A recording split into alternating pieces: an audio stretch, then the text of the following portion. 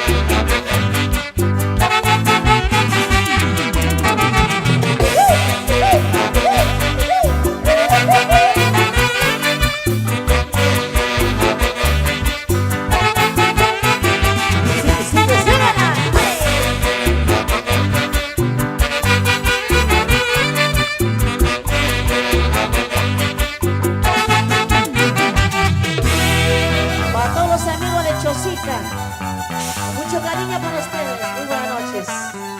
Hoy día con los engreídos olímpicos de Huancayo.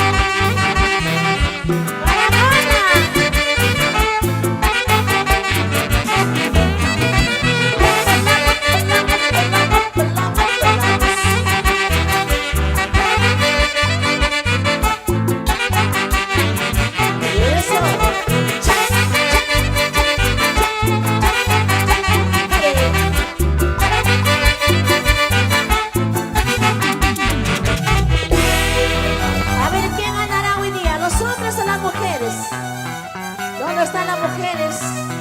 ¿Y dónde están los hombres, Julio?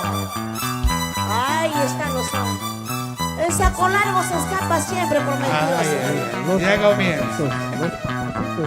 Vamos a ir los varones. ¿Dónde están? Con la manita arriba para que vean que somos varios. Están con su chela, están con caja de cerveza.